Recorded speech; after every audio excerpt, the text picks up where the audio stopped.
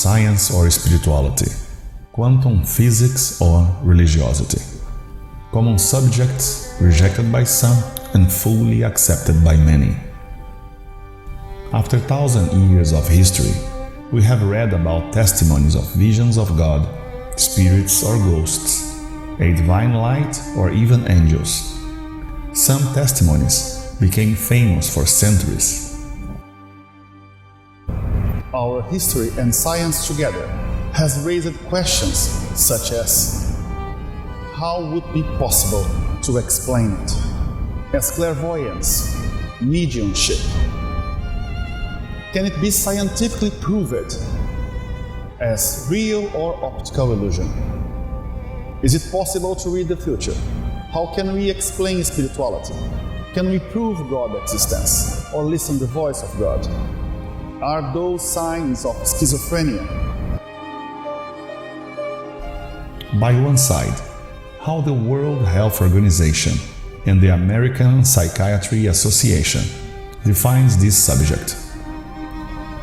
And by the other side, how does the religious community understand this matter? We are here to search for those answers and review the history, science, and religion at RC History, the God Helmet.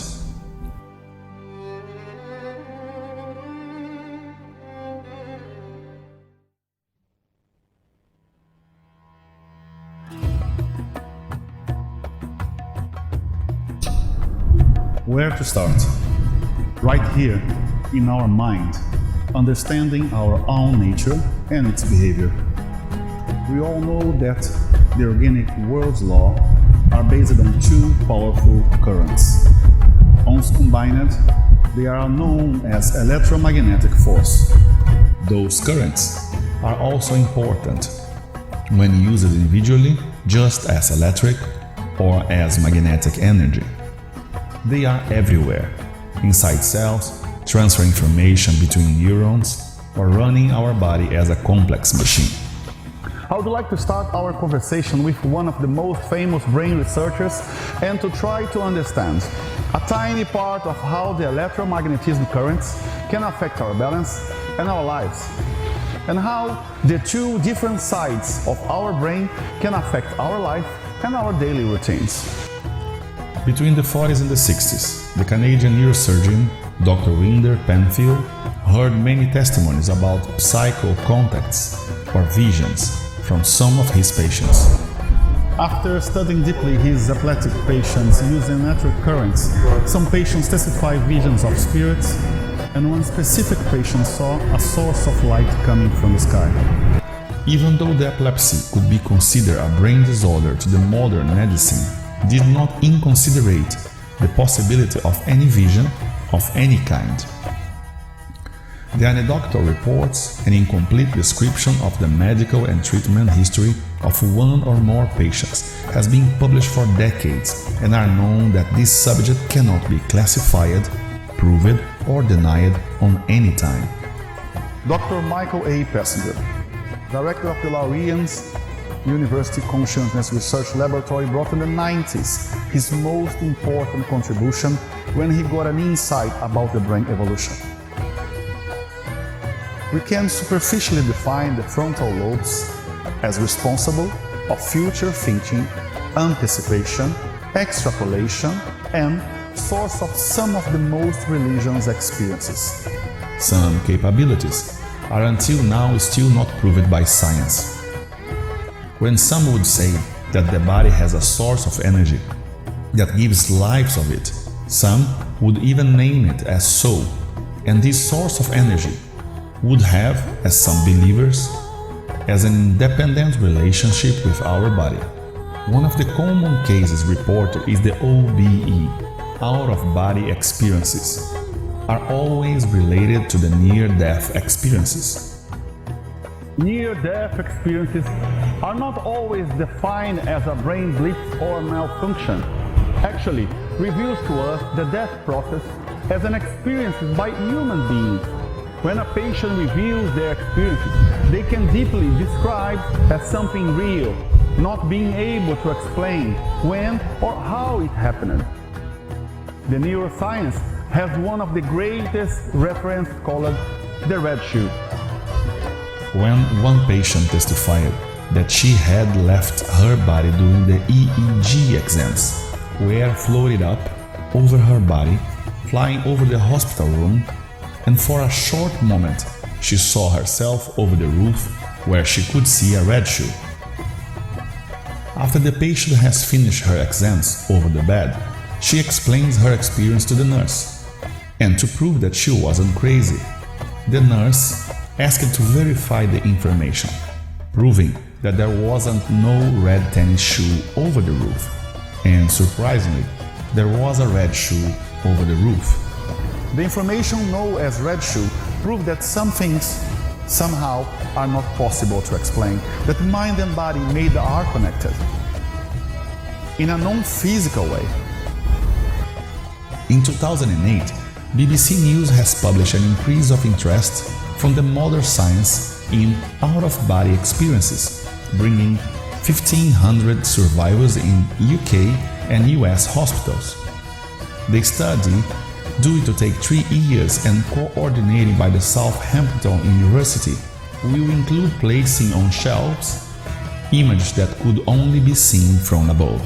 Dr. Sam Parnia, who is heading the study, said, "If you can demonstrate that consciousness continues after the brain switches off, it allows us the possibility that the consciousness is a separate entity." It is unlikely that we will find many cases where this happens, but we have to be open-minded.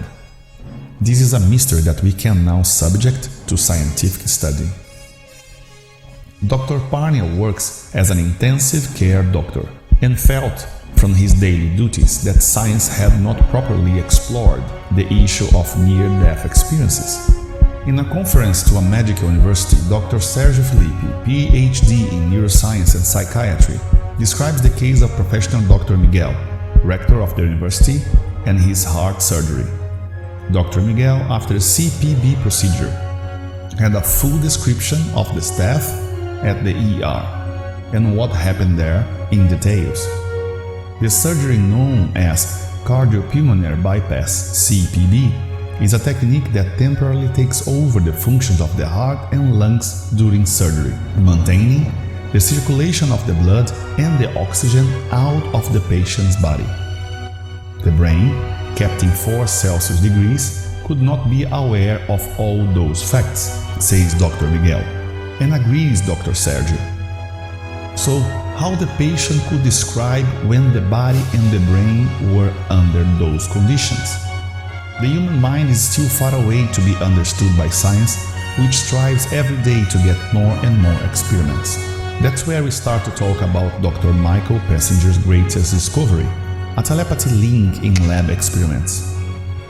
As Todd Murphy describes the brain in 2 sides, in 2 different behaviors, the left side or the left self is a linguistic sense of self, based and affected by words and has impact by words.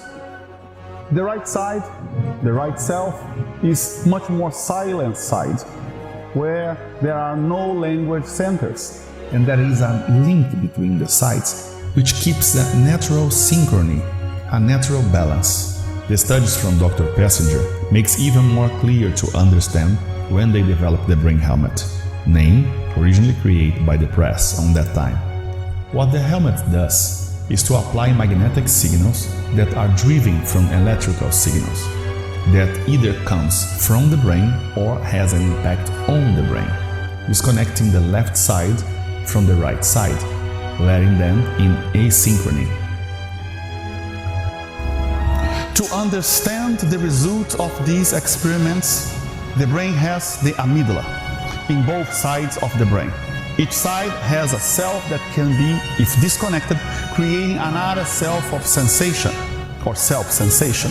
For instance, when you read a novel about another person, your right side and your right self gets inside the left side, and you for a moment lives the sensation of feeling someone else's life for a minute, which we might call imagination. When the theory was placed by scientists, the information has come as the left amygdala would stimulate the left side of the brain, where it contains the joy, the bliss. The right side of the brain, the right self, has the fear, the sadness. Even if the definition on that time was not fully accepted by other scientists, the experiment was made with this concept bringing amazing results. Every time a patient was in contact with the God helmet, the disconnection gave them the sensation of the visitor sense, or the sense of presence. How many times you experiment the sensation of being followed, and when you look behind, there is no one there? The visitor sense comes when for a moment the brain sides works in a different frequency or pattern. So the test was working specifically over the amygdala, sending the electric currents over the right side of the brain, and for some seconds to the left side of the brain, causing asynchrony.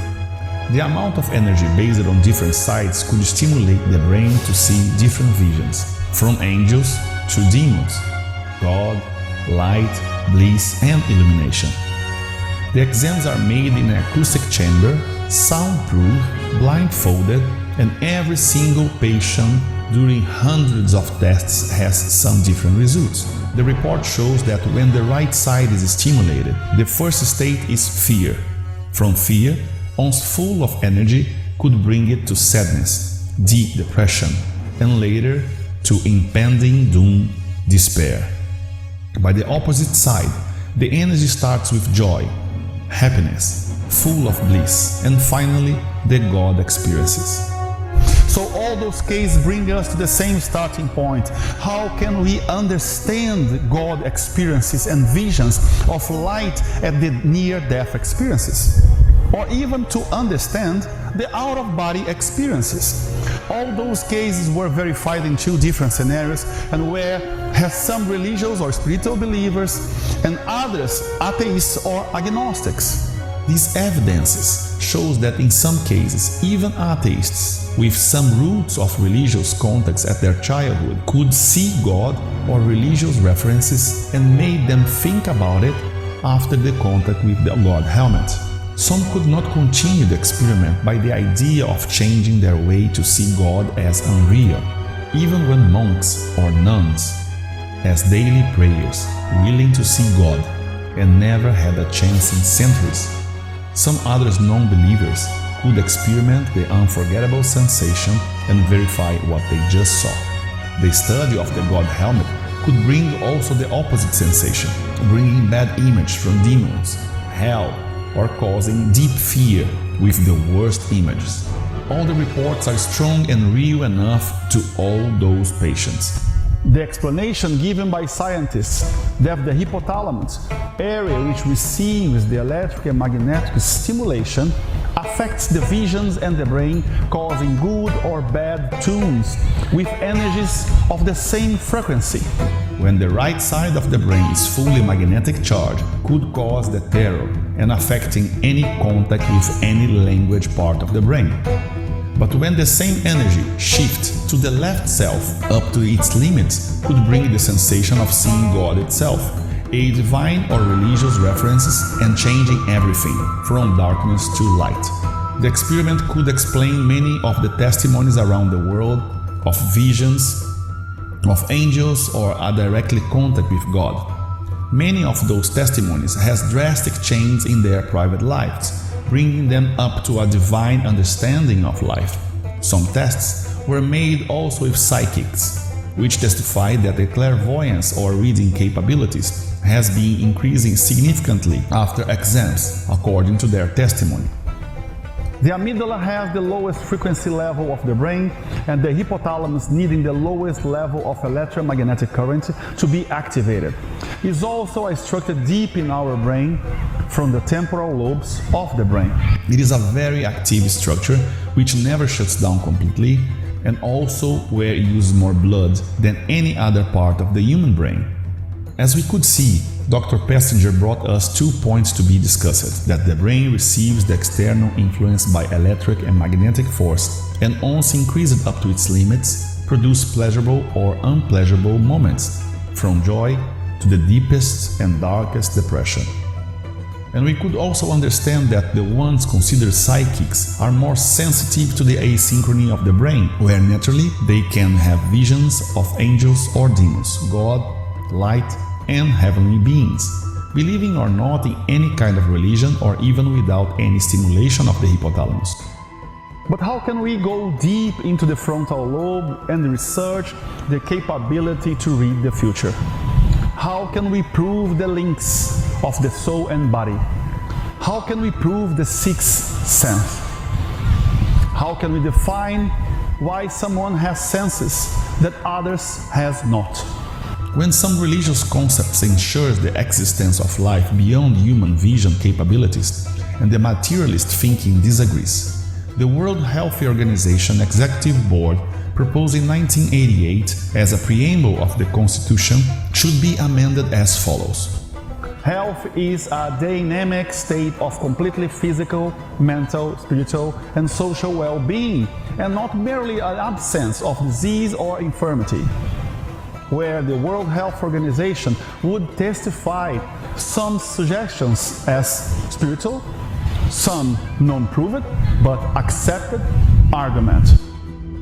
Not far from that, the ICD-10 Chapter 5 about mental and behavioral disorders suggests at F44.3 about trance and possessions disorders as disorders in which there is a temporary loss of the sense of the person, identity, and full awareness of the surroundings, including here only trance states that are involuntary or unwanted, occurring outside religious or culturally accepted situations. In the part of F20 claims about schizophrenia as influence or passivity, hallucinatory voices commenting or discussing the patients in the third person, thought disorders and negative symptoms. Therefore, in part of understanding of the scientific community, visions, clairvoyancy, voices are part of the symptom of mental disorders. Somehow they accept spiritual as a part of mental health state. Could we define the studies of the God helmet as part of the solution, helping us to understand testimonies and visions or voices? Can we suggest that based on these arguments that the magnetic or electric currents over the hypothalamus would bring out of the lab the same results?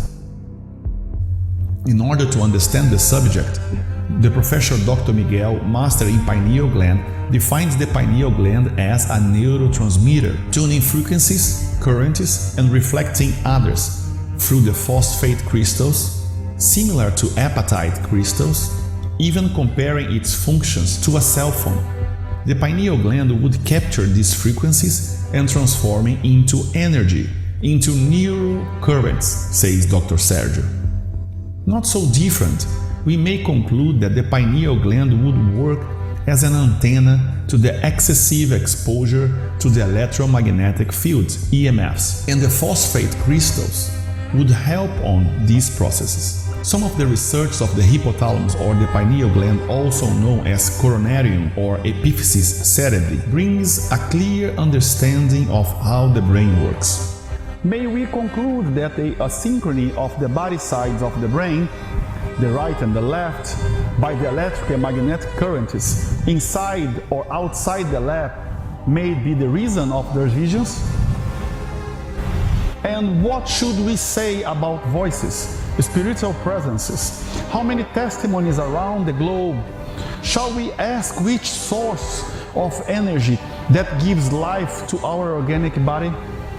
It is extremely important to understand what do you have inside your own head, says the professor, Dr. Sergio, and pointing to the DSM-4, the American Psychiatry Association, under the subject about spirits. The claim talks about to consider carefully that the diagnosis of patients that might listen voices and they may not consider as hallucinations, psychosis, or schizophrenia. The DSM, Diagnostic and Statistical Manual of Mental Disorders, would consider schizophrenia any subject that might listen voices or dissociative disorder to anyone who would claim to be someone else. But what would we say about the religious and spiritual beliefs? Would we consider that these conversations with a divine being made by Moses in the Exodus, by the Lord Jesus in the Christianity, by the Prophet Muhammad in Islamism, by Abraham in Judaism, and any important religious name of our history or religions around the globe are not real? All of them in many countries claim or still claims to listen the voice of a divine being. How can we define what is real or unreal? Based on our understanding of how the brain works. Where proofs like psychics, which can definitely read your mind or even send or manipulate your thoughts in front of specialists. How can we understand the paranormal activity? That's what we see next.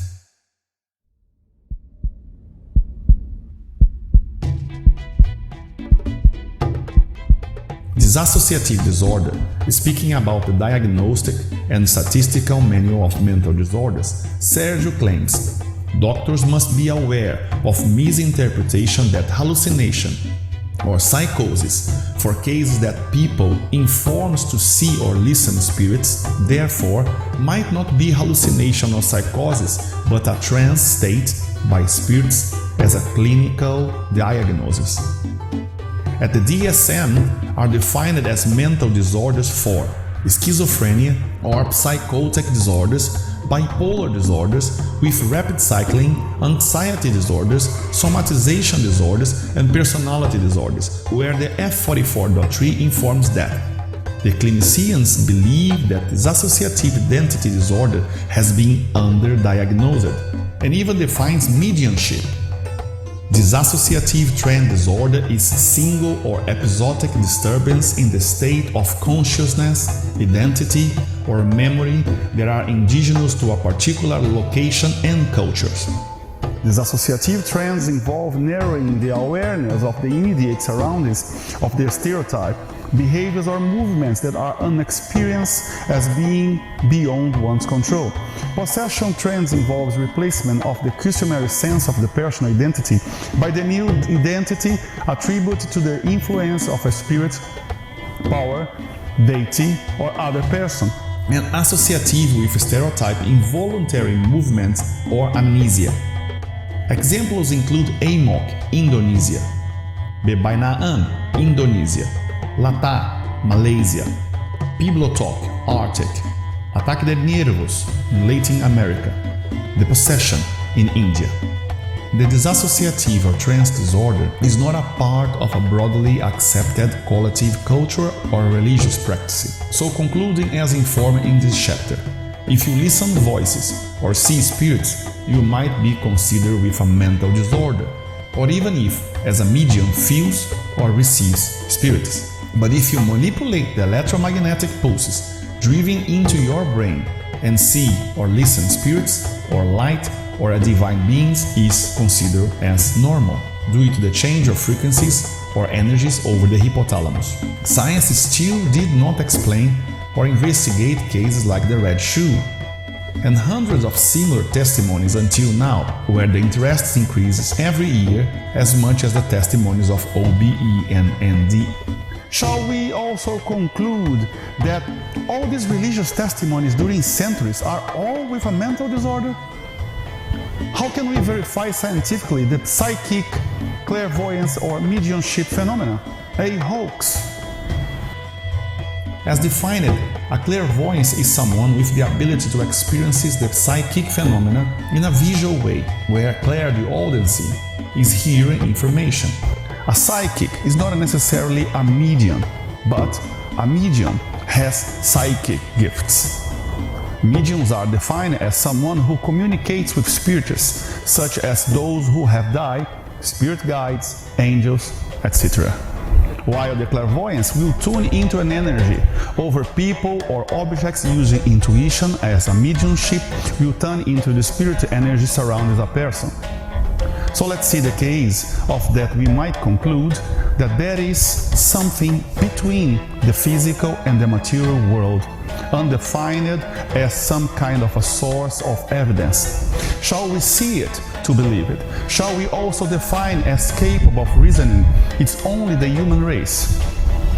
Should we define what we do not see, understand, or explain as unreal? Shall we limit ourselves to what we supposedly understand and ignore what is not explainable or visible to our eyes? If you see something unreal, probably it's because you are not aware of it yet, such as cells, microbes, radiation, smell, and even energy, when there's no understanding centuries ago and now are common subject. Since the 17th century, the invention of the microscope could literally open our eyes for what we cannot see, proving the existence of other forms of lives that surround us. The names as Robert Hooke and Anton van Leeuwenhoek could bring us the step forward to reveal the unknown. Otherwise, we still would say that such things does not exist just because we still cannot see it. The references are everywhere, around the globe, and we might consider all of them as evidences. Maybe if analyzed, each one of these testimonies, we should be able to understand that we cannot define as mental disorder to all mediumship. Of course, our process of understanding is built on experiences, that we see it with our own eyes, even when many remains just in theories and are just fully accepted by many when you use carbon-14 or just observe the universe and concluding that the explosion as the only logical evidence of the creation of the universe. If you try to justify things based on the perspective of what you see with your own eyes, ignoring other angles, other perspectives, you might be doomed to misunderstand every single time. To verify perspectives, proving that sometimes your eyes are not the only way of understanding what's around you. We may start with the Russian Alexander Levitt. Alex is medically blind, and to prove the mind capabilities, Alex is blindfolded in darkness and he can still define positions, objects, and colors. Alex has been tested by scientists and doctors where they claim to be able to understand what is happening by suppositions. Alex clearly can see without his eyes, as he informs. He somehow points to every single ball on the table. It is actually vision, because the optical system consists not just the eye, but also the nerves and all the brain functions. Alex claims that his visual cortex works like just any other brain, but it is receiving signals from different parts of his body. The neuropsychologist Bill Scott tests Alex in any impossible manner for a normal human being, and the doctor is not able to explain this kind of vision. Alex says that his sight is by feeling the light energy. And the doctor, amazed, just cannot describe what he just testified. Scientifically tested over the limits of the mind, Alex can see beyond the eyes and the awareness of the human mind.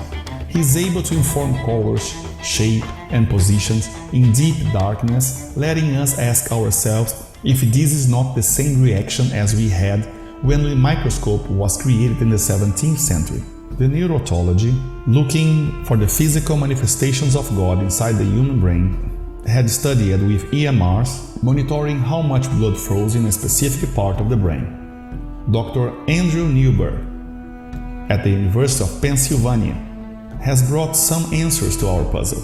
According to some research, we can see substantial differences when people are spiritual or religious in their practices, pray or meditation on God, or any meditation activities. When meditating on a divine being, the patient will increase activities at the frontal lobe.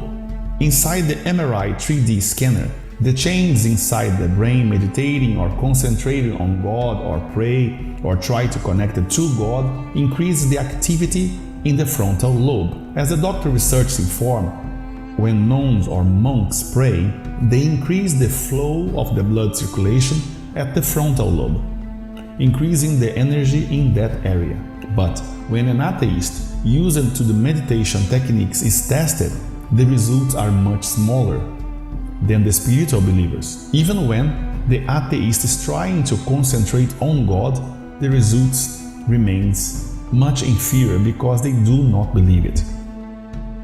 Would we suggest that there is some kind of increase of electromagnetic energy over the frontal lobe just because they believe it in a divine being, or shall we focus that the pineal gland has some importance on it?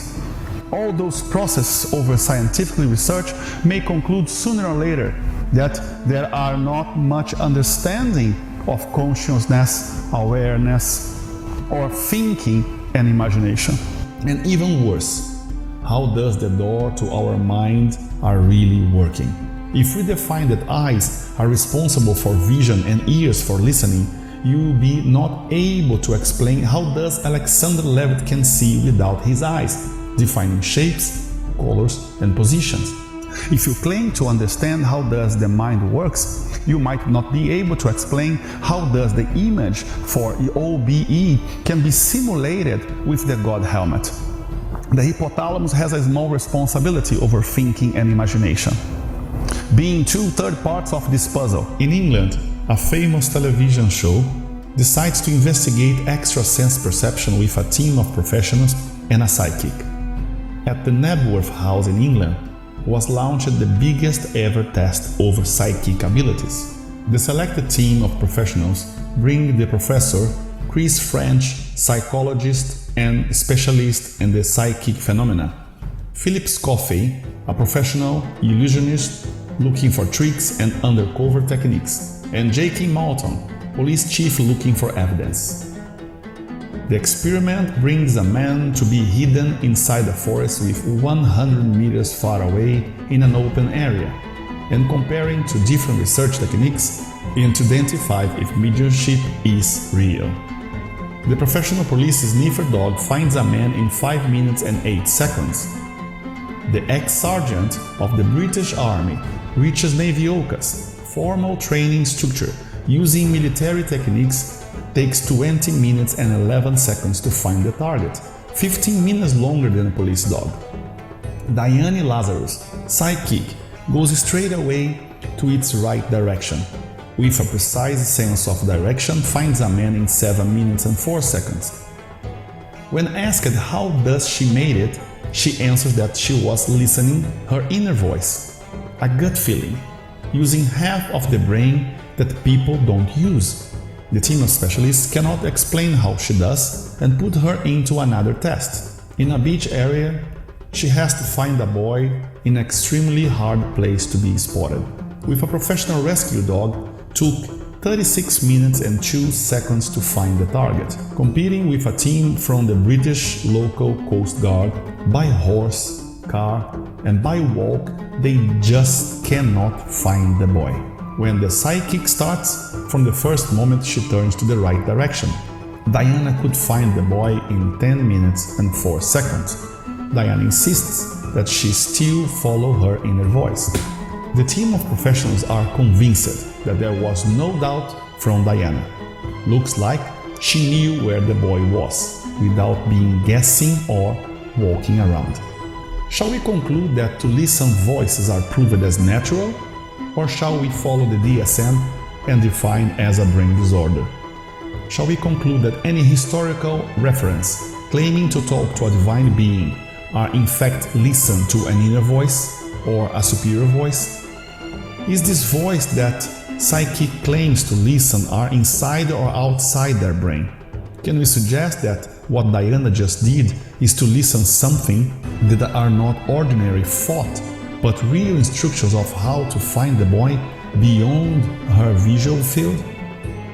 Shall we conclude to see we do not need our eyes, such as the case of Alexander?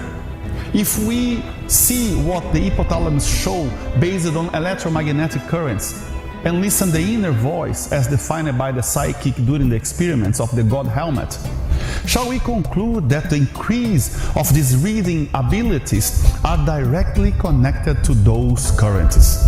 If the EMFs are everywhere, can we suggest that the amygdala are in fact receiving and sending amounts of energy? Depressive disorder are the involuntary biochemical stimulation or the results of overcharged amygdalas?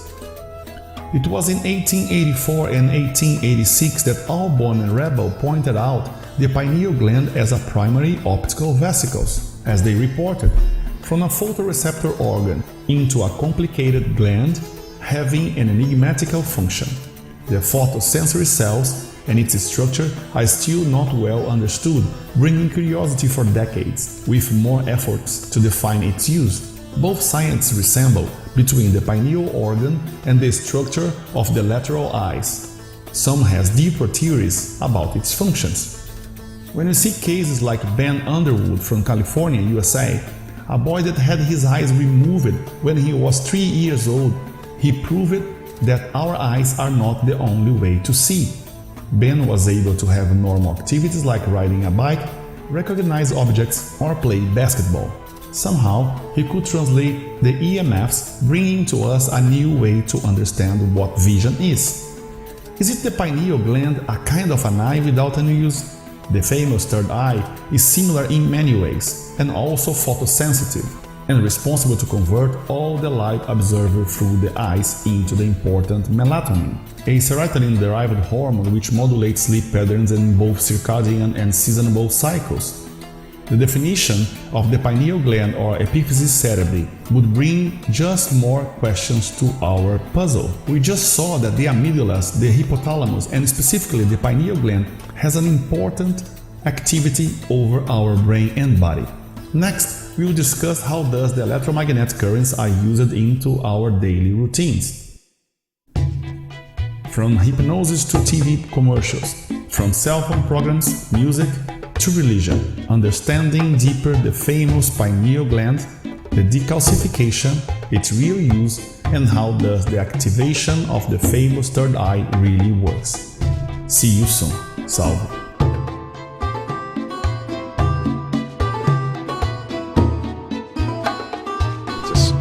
Sound chamber that doesn't allow anything from the outside to come inside.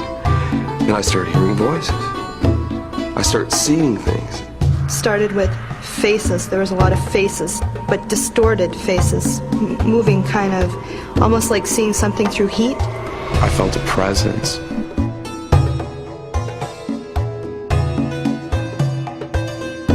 Hundreds, thousands of monks and nuns have prayed to meet God face to face, and their prayers, for whatever reason, have gone unanswered. Hundreds of people, thousands of people, have died and come back to life and reported meeting God, and they never prayed for it at all.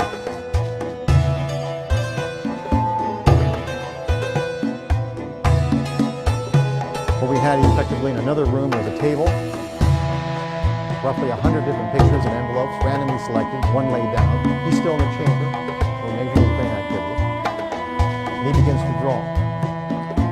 Here's one for you.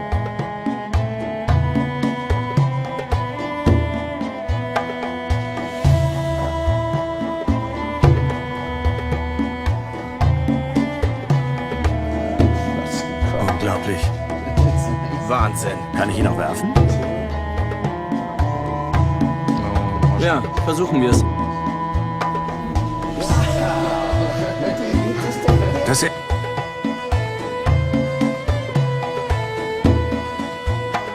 Next, the researchers investigate whether the faint echoes are enough to build a clear mental picture. Which two objects are the same?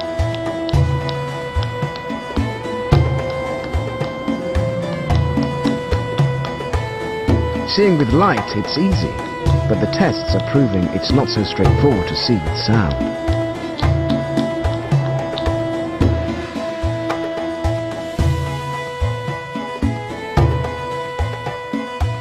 Well, certainly, as we look at the brain, we can see very substantial differences when people are religious or spiritual in their practices, when they're trying to pray, meditate on God. We can see what's going on in us.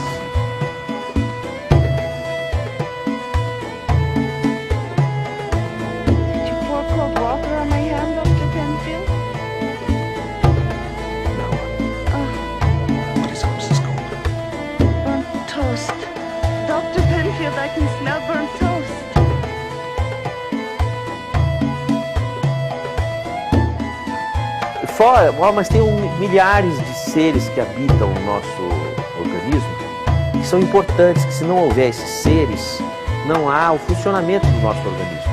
Então o nosso organismo não é só a anatomia que nós vemos.